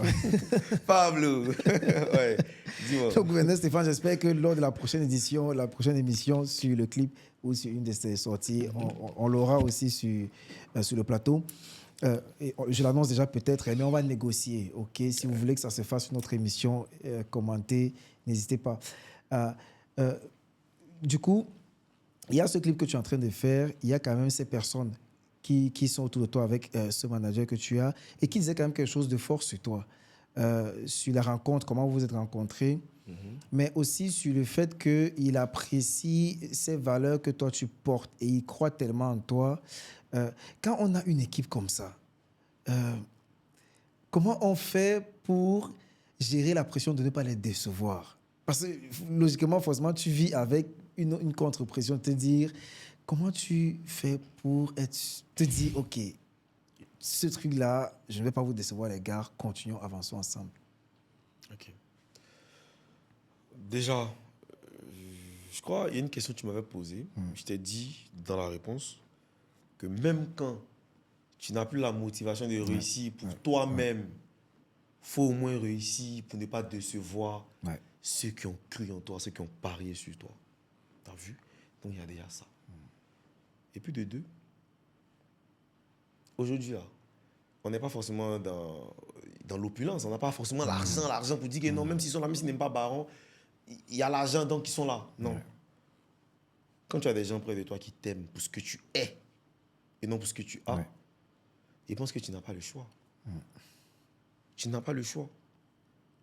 Automatiquement, ça te met une certaine pression, une certaine responsabilité. C'est un peu comme quand c'est un peu comme un père de famille, tu as vu? Tu as mis des enfants au monde, ils sont là et tout. Tu es fatigué. Il est 7 heures. Tu vas te lever pour aller chercher le pain. Parce qu'il n'y a pas que toi. Tu as vu, même si toi, tu ne veux plus faire ça pour toi, là, il n'y a pas que toi. Il y a des gens qui sont là qui te regardent. Et eux aussi, là. Il ne faut pas penser que non. Vas-y, on leur fait des remarques souvent. On leur dit, mais pourquoi, je suis là, pourquoi? Tu vois? Pourquoi vous êtes derrière, vous gagnez quoi? Tu as vu? Donc, ces gens-là, il ne faut pas demain faire, faut pas donner raison à ceux qui sabotent ça, tu vois. Et puis, moi aussi, je crois en mon projet. Important. T'as vu? Important. Ouais. Et c'est une grâce pour moi d'avoir des gens autour de moi qui croient en mon projet. Tu vois? Ça fait plaisir, c'est une grâce. Il ne peut que dire merci à Dieu parce qu'il y a des gens qui ont beaucoup de moyens que moi, mais qui n'arrivent pas à avoir des gens près d'eux qui croient en leur projet. Tout ce qui les intéresse, c'est leur argent. Qu'est-ce que je gagne quand je fais ça au bout de la semaine? Tu sais, souvent, on va chanter là. Mais limite, quand on finit là, il n'y a rien. À peine le transport. Tu as vu, mais ils sont encore là. Demain, tu l'appelles 8 heures, il est là. 7 heures, il est là. Tu as vu? On doit voyager, il est là. C'est ça. Honnête, il n'y a pas que lui, hein. Ils sont beaucoup comme ça autour de moi. Peut-être qu'aujourd'hui, c'est lui, vous avez vu, mais ils sont beaucoup. Tu as vu? Ça. Et c'est une grâce. Donc, je ne peux que dire merci à Dieu. Et j'en suis conscient, donc j'en prends soin. C'est ça. Du coup, c'est quoi la suite pour Baron aujourd'hui?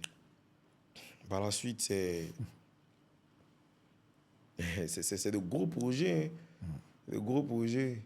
C'est de nouveaux morceaux. Il y a une EP qui arrive, il y a l'album qui arrive, il y a le palais qui arrive, il y a le parc qui arrive, il y a les stades qui arrivent. Il y a quoi encore même? Parce que, bon, mais moi, honnêtement, hein, il est pas de faire les salades deux fois. Ça, c'est l'artiste qui parle. Donc, quand on fait le palais, après on ira faire le parc, après on fait tous les stades de Côte d'Ivoire. Après, il fait où? Tu as vu qu'il doit faire ailleurs, mais il doit rester en Côte d'Ivoire, mais il doit faire ailleurs. C'est-à-dire qu'au-delà des concerts à l'international, il doit... Donc, on voit Banco. Ok. Laisse tomber.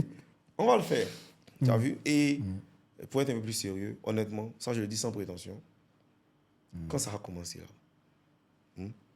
tu restes jeune et tu te dis, faut te dire maintenant, quand ça a commencé là, tu vas voir des commentaires comme hey, Dieu merci. Si Baron ne venait pas, si l'artiste Baron ne rentrait pas dans nos vies, on allait penser que ce qu'on écoutait avant, c'était de la musique. Wow. Ah oui? Il dit, c'est dire. Ok. Il dit, c'est dire. Ça veut dire qu'il y a des choses très fortes qui arrivent. Bien sûr. Ouais. Et tu sais, il y a une promesse entre moi et le ciel. Une promesse entre moi et le ciel. Il n'y a pas dit le contenu de la promesse, mais une promesse entre moi et le ciel. C'est pour ça que je parle avec assurance comme ça. Tu as vu? Parce que on dit la seule entité, la seule personne, si qui crédit reste pas, c'est Dieu. Non? Il y a une promesse entre lui et moi. Et il va pas, non, crédit ça là, il va payer avant qu'il quitte ici. C'est pour ça qu'il parle avec assurance. Important. Du coup, justement, pour atteindre ce niveau-là, qu'est-ce que tu mets en place aujourd'hui? Pour un jeune qui veut, par exemple, suivre ton parcours, quelles sont les routines, quelles sont les techniques, comment tu t'organises? Comment faire aujourd'hui pour atteindre l'ambition de Baron, par exemple? Déjà, il faut qu'il soit sage. Il faut être sage. Tu as vu, quand tu es jeune, tu as des a priori, tu te dis, vas-y, pour atteindre ce niveau-là, il faut forcément faire ci, ça. Genre des choses négatives, hein. Pourtant non. Pourtant non. Tu peux rester droit dans tes bottes et atteindre tes objectifs. il faut être persévérant. C'est important, ça. Très important. Très, très persévérant. Parce que si tu n'es pas persévérant, peut-être même au bout d'une semaine, tu vas arrêter. Ouais, bien sûr. Je le dis et je le pense. Si tu n'es pas persévérant, au bout d'une semaine, tu vas arrêter. Persévérance, passion. Patience, c'est pas se coucher pour attendre. C'est agir en attendant, comme le dit Youssoufa. C'est ça. Tu vois? Mais il faut être beaucoup persévérant. Il insiste sur ce mot-là. Persévérant. Et puis, il faut toujours regarder dans son assiette. Ah oui, ok. Tu sais, quand tu regardes pas dans ton assiette, tu as toujours l'impression que le voisin il est mieux servi que toi. Tu perds l'opportunité de profiter de ton plat. Ce conseil-là, c'est un milliardaire qui me l'a donné. Tu sais que quand souvent les pauvres donnent conseil, c'est des bruits d'oiseaux. Mais quand un milliardaire te parle, tu entends. Il m'a dit, petit Jules, il faut toujours regarder dans son assiette. Parce que tu sais, quand il dit ça, il dit, qu'est-ce qu'il veut dire par là? Il faut avoir un modèle. Il faut avoir un exemple. Quelqu'un à qui tu veux ressembler sur ses qualités positives. Mais il ne faut pas trop vouloir faire comme les gens. C'est pour ça qu'il faut regarder dans son assiette. C'est important, ouais. Trop vouloir voir ce que les gens ils ont. Tu ne connais pas leur histoire, tu ne connais pas leur parcours. Tout part de quelque part pour aboutir quelque part. C'est ça. On se comprend? Justement. Donc, très important. il faut que les gens comprennent aussi. Je m'arrête sur ça. À part enterrer là, moi, je ne sais pas c'est quoi qui commence en haut. Genre, à part creuser ton mettre l'homme dedans là. Moi, je ne sais pas. Tout commence en bas. C'est ça. Monter. C'est qui commence en haut pour descendre là. C'est tombeau. Justement. Ouais. Donc, ils n'ont qu'à se gérer. C'est tout ce que moi j'ai à dire. Et puis, ils n'ont qu'à suivre les pas, pas la tête. Parce que quand tu es derrière quelqu'un, que tu ne suis pas ses pas, que tu sais à sa tête pour marcher, les trucs qu'il évite, là, toi, tu peux éviter. Tu as regardé, là. Justement. Ils n'ont qu'à suivre les pas, pas la tête. Genre, pas. Comment on appelle La ça? nuque. Pas la nuque. C'est ça. Ils n'ont qu'à suivre les pas, pas la nuque. Est-ce que tu nous expliques un peu pourquoi suivre les pas Ok. par la nuque? Pourquoi suivre les pas et pas la nuque? Parce que quand tu es derrière quelqu'un et que tu suis ses pas, s'il continue d'avancer, Ah, d'accord. tu vas avancer. Exact, c'est important. Mais si tu es à sa nuque, il avance, mais tu ne sais pas c'est quel obstacle il évite. Ouais. Donc toi, tu marches, moi, tu es derrière, tu es dans le courant. Au moment où tu te rends compte là, tu es dans tout. C'est pour ça que j'aime bien. C'est pas pour faire de la pub, de toute façon, ils sont déjà très célèbres. Squid Game. Okay. Tu vois l'épreuve du oui. pont Ouais. en verre là. Tu connais? Bon, ceux qui ont eu la chance de passer en dernier, ils ont su que ouais, si l'autre est passé ici, c'est passé ici, ça s'est brisé et tout. Ouais. C'est un peu ça. Donc, tu te trouves un modèle. C'est important de se trouver un modèle. Ouais. Tu te trouves un modèle, il te plaît, non? Suis ses pas. Et prends ce qui est positif en lui. Parce que chacun a sa part de négativité. Qui n'est pas forcément quelque chose... c'est pas forcément quelque chose à quoi quelqu'un veut ressembler, tu vois? C'est ça. Mais, même quand on est négatif, il y a des parts aussi de... C'est comme Arafat DJ, paix à son âme. Moi, je cite Arafat en idole à cause de sa rage. Ok, ouais. T'as vu sa rage de vaincre. Mais moi, je ne ferai pas de chansons avec les mêmes mots qu'Arafat utilise. T'as vu? Donc, tu as vu qu'on peut prendre quelque chose de bien en quelqu'un. Gims, par exemple.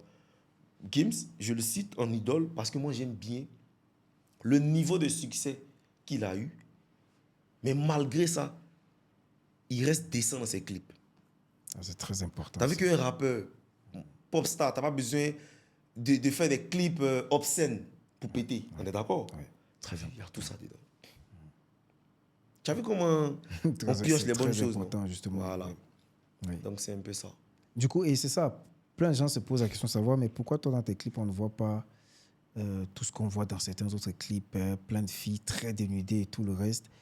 Est-ce que c'est un choix juste artistique ou c'est toujours lié à tes valeurs? Et est-ce qu'un jour, on s'attendrait, avec tout le succès qu'on te souhaite, ou est-ce que tu nous ferais la promesse de garder peut-être ce truc où tu restes tu promets des valeurs assez quand même très fortes et correctes? Je vous en fais la promesse. Voilà, c'est pas artistique, c'est pas un choix artistique, c'est mes valeurs. Tu as vu, comme je t'ai dit là, moi j'ai des parents qui n'attendaient pas forcément ça de leur enfant, tu as vu. Donc même quand tu choisis un chemin qui est différent du chemin que tes parents avaient prévu pour toi, vu que le but, c'est que tu réussisses, que tu sois bien. Il ne faut pas faire des choses qui vont les décourager. T'as vu? Moi, j'ai pas envie que ma maman regarde, parce que ma maman, elle écoute mes chansons, elle regarde mes clips. J'ai pas envie que ma maman voie ça dans mes clips. J'ai pas envie. J'ai pas envie que mon papa voie ça. J'ai pas envie que ma petite soeur, mon petit frère, j'ai pas envie. C'est ça. Après, ceux qui font ça, ils ont leur raison. Et après, vas-y, moi, je regarde des clips comme ça. J'ai des clips comme ça que j'aime bien. Mais moi, reproduit, non. C'est ça. Et ça, c'est mes valeurs. De toute façon, même ma musique, même là, on n'est pas obligé de faire ça pour qu'on comprenne. Moi, ma musique est très expressive. On est d'accord, non? Exactement. Voilà, moi, je suis très expressive. Et vous le très savez. expressive, ma musique. Ouais. Voilà. Donc, tant qu'on reste dans l'expression, là, comme ils ne chantent pas, c'est que... genre, ils ne chantent pas des musiques qui demandent à ce qu'on soit dénudé. Oui. Donc, on n'aura pas besoin d'être dénudé pour scénariser mes paroles. C'est ça. Pas besoin. C'est fort, hein, parce que tu es quand même un des grands artistes qui fait cette promesse. Et on est vraiment à la fin de l'émission. Merci de nous avoir suivis encore. Allez checker ses réseaux sociaux. On va chuter avec les derniers points dont je vous avais promis. Puisqu'on est en train de chuter quand même, là, tu viens de mentionner, et moi, j'aime rebondir, j'aime m'accrocher à des pépites comme ça. Tu as parlé de ta mère. OK. Et ça se voit que tu as un très grand respect pour ta mère. Elle t'a certainement inculqué plusieurs valeurs qui vont à l'encontre, moi je préfère le dire comme ça, de ce qu'on entend des artistes. Il y a beaucoup d'artistes qui sont catalogués comme des personnes qui parfois fuient l'angoisse ou se donnent le courage de la scène en consommant beaucoup de drogue. Et en coulisses, tu m'as partagé quelque chose, une anecdote quand même très forte avec ta maman. J'aimerais que tu le partages avec nous. On te voit très déchaîné. Est-ce que tu te drogues et comment tu fais pour avoir cette énergie et ce truc avec ta maman qui était très intéressant quand même, oui. Bon, l'anecdote, c'est quoi? C'est que quand j'ai commencé, quand c'était au début, là, mais je faisais dans des scènes, il y a des gens qui ont dit à ma maman, moi, on connaît ton fils, on connaît Junior. T'as vu, moi, j'ai beaucoup honte. Moi, je me gêne beaucoup. Surtout quand j'arrive dans des endroits où je suis susceptible d'être reconnu, ça me gêne. Surtout quand je ne viens pas en tant qu'artiste. T'as vu? Okay. Donc, je suis comme ça depuis petit. Je me gêne. Vous savez que souvent, et ça, il t'a pas raconté ça. On m'habille souvent, t'es si bien habillé, ils ne sont pas de la maison. Tu t'imagines? Ah. C'est-à-dire qu'il y a fête. Tout le monde est dehors, on s'en fait sa main. Je connais, je suis musulman. Mais tellement moi, j'ai sapé là. Je j'ignore, tu sapé. Moi, il dit, c'est que c'est fini. Non, c'est qu'on ne sort plus. T'as vu? Donc, on sait que moi, je me gêne beaucoup. Donc, ils ont essayé de faire le lien. Mais quand ils se gênent comme ça, comment il arrive à chanter devant les gens? Donc, ils ont dit à ma maman que Junior, il boit l'alcool, il se drogue et tout. Donc, la vieille, parce que moi, je parle avec ma maman, elle m'a appelé. Tu connais les mamans, non? Elles sont très, très protectrices. Donc, elle appelle là. Mais il y a quoi? C'est ce que tu fais. Mais il dit non, maman. Rien à voir. Moi, mais viens à Abidjan là-bas. Donc, elle prend son vol, elle arrive en Côte d'Ivoire. Et ça tombe bien. J'ai un showcase. Ce jour-là, j'ai passé toute la journée parce que tellement il ne voulait pas qu'il y ait d'ambiguïté. Pour dire que non, j'ai en mode, vas-y, il a certainement pris cette substance-là avant de venir la chercher pour aller au showcase. Je suis resté elle toute la journée, c'est-à-dire que de 8h jusqu'à 23h, minuit là-bas. On était ensemble, on a passé toute la journée ensemble. Elle a vu comme il était fatigué. Elle dit, pourtant, il voit tes yeux, tu es sûr que tu peux chanter la nuit là? Je dis, non, rien, t'inquiète. Mais quand on est arrivé au showcase, et que c'était le moment, et bien entendu, ce jour, on est arrivé au showcase, on a bu des sucreries. Ici, la vieille. Elle a vu que c'était le moment de chanter. Mais il t'a dit que il a tellement servi ça. Elle a tout de suite compris. Et tu vois, les idées, non, il fait ça, il fait ça. Elle a enlevé ça dans sa tête. Et pour moi, les gens ils peuvent se faire des idées de moi, tu vois. Quand ça arrive dans les oreilles de ma mère, qu'elle est rassurée, pour moi, c'est bon. C'est important. Quand ça arrive dans les oreilles de papa, qu'elle l'est rassurée, pour moi, c'est bon.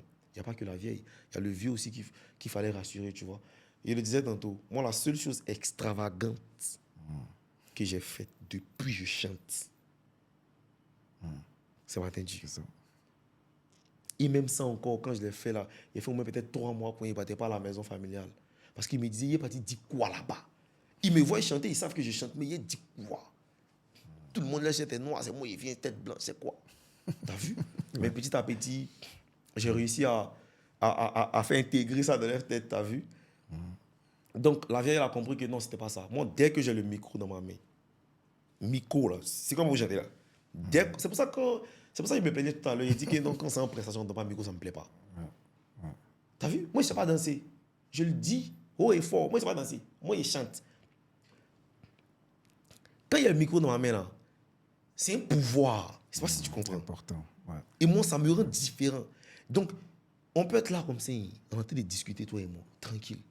Et puis, comme ça, l'improvise comme ça. Bon, Baron, on va prendre faire un petit truc. Mais tu as pensé que c'est pas moi. Ouais.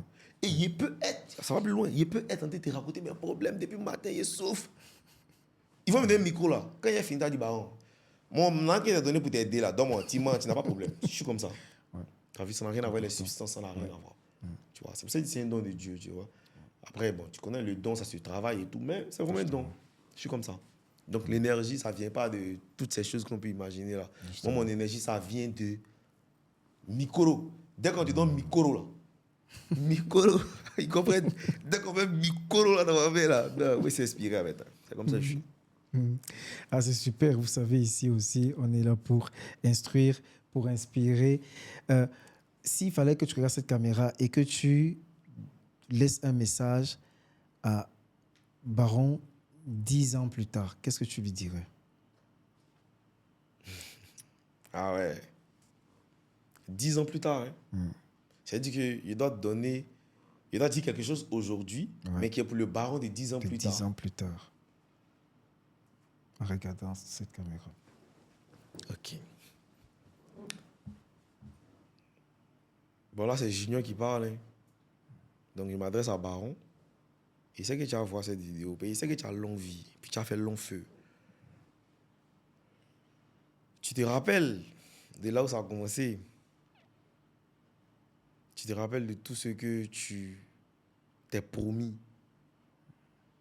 Tu te rappelles des valeurs que tu ne cessais de... Ça dit que tu défendais ces valeurs-là. Aujourd'hui, où on en est si on doit faire le bilan?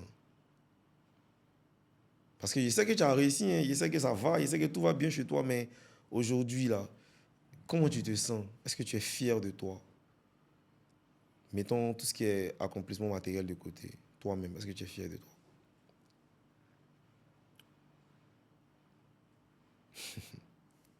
Et te laisse répondre. C'est ça. C'est ce qu'il y a à dire. Vous savez, c'était Baron.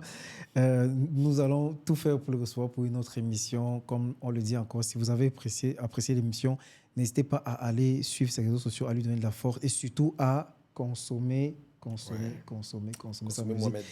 Consommer, recommander ce qu'il fait quand même. C'est rare d'avoir un artiste qui mise sur ses valeurs, qui veut garder ses valeurs. C'est toi qui as commencé l'émission, c'est toi qui vas la terminer. Okay. Mais moi, avec la permission de la régie, c'est vrai qu'on a dit 69 minutes pour inspirer. On les a dépassés, mais c'est exceptionnel. Okay. Avec la permission de la régie, on finit avec, et puis tu vas terminer l'émission.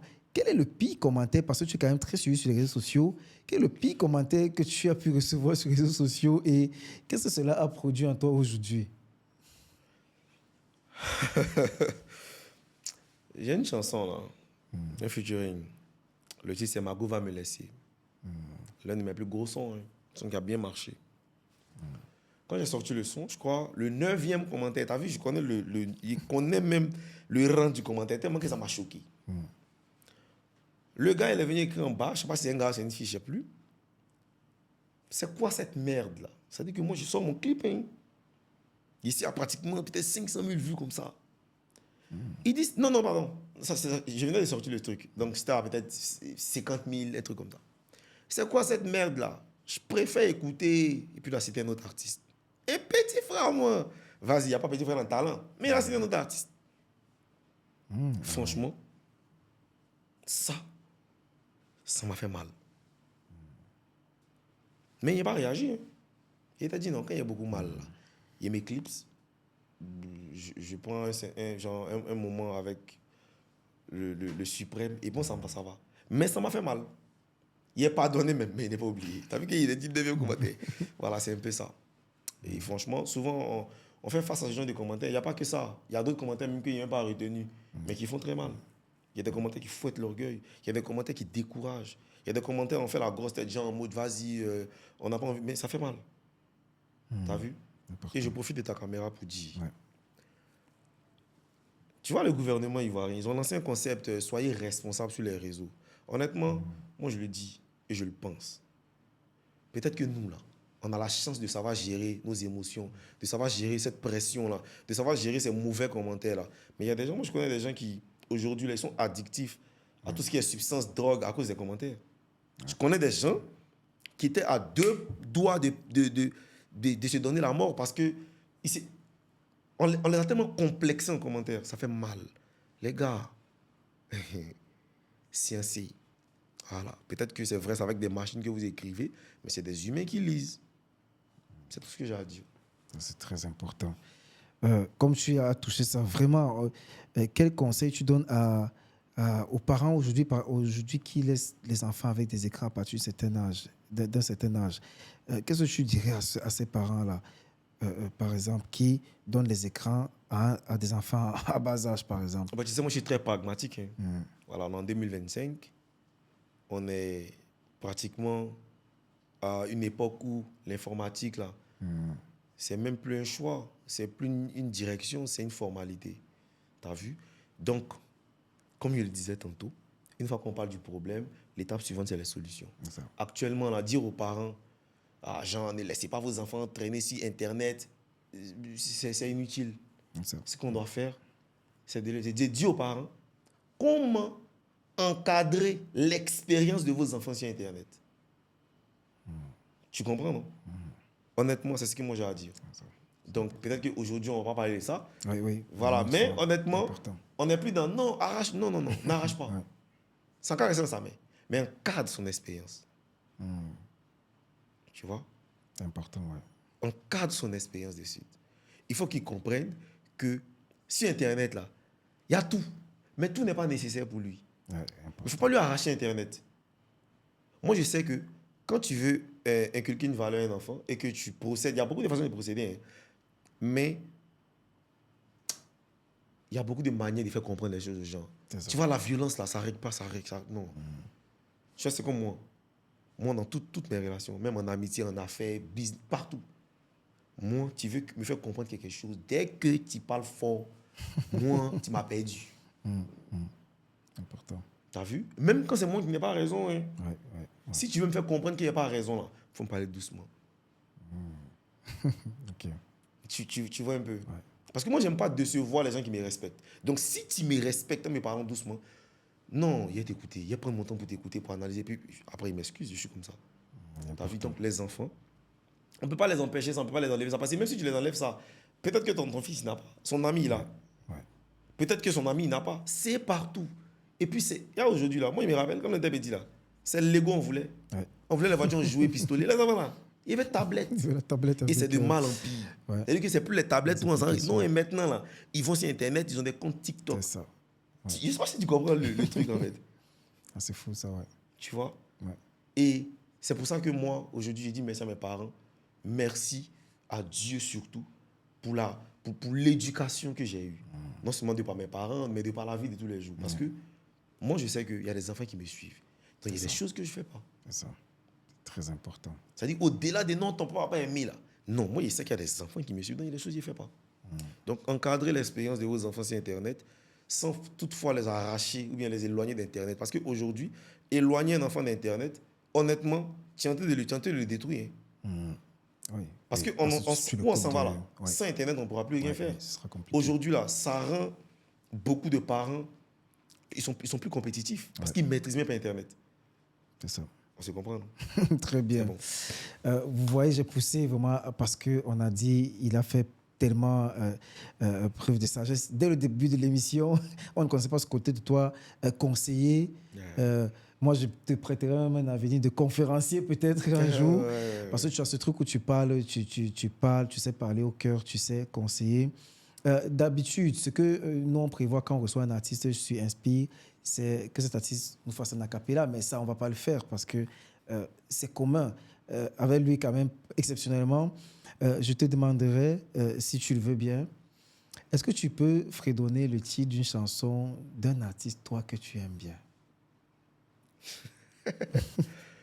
Avec la permission de la régie et du manager. Ils donnent la permission?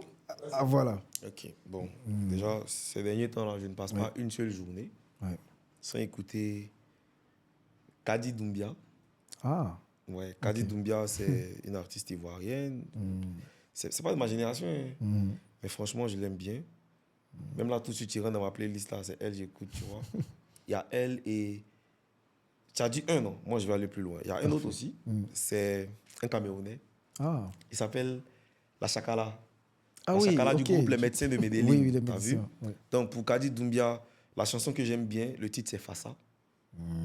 Ok. Où elle dit... Kabinani kononi konono fili kono kito sana ka yere like no kase dugumongo be korobodo nyenana. Oh, laisse tomber. En fait, j'adore cette chanson. Et je l'écoute tous les jours. Et peut-être depuis maintenant, peut-être 2 mois, à chaque fois que je lance un live, je mets la chanson. Tant que tant que ça finit pas, je parle pas en live. T'as vu, bref. Et la chakala, c'est... Il a un titre là, La vue du poulet. J'adore les sons. Ça fait... Allô, my bro, la villa, c'est de quel côté? Je suis préparé, je viens sans me laver. Je n'ai pas peur comme je viens, c'est pour manger. Malgré le fait qu'on vous noie dans la vie ici. Je viens, je bois, je tourne mon dos, enfin mon bois. Si et même vite, c'est la vie du poulet. On a l'argent pour cela, on fera le maléwa. Le repos, c'est dans l'au-delà. Oh, oh, oh. Ah, c'est la vie du poulet. Nous, on vit seulement. Big up à toi, mon frère, ensemble. C'est mon gars. Ah, super, merci à toi. Ok. C'était Inspi 69. On se retrouve à la prochaine pour encore une édition assez spéciale avec un invité spécial. Ciao.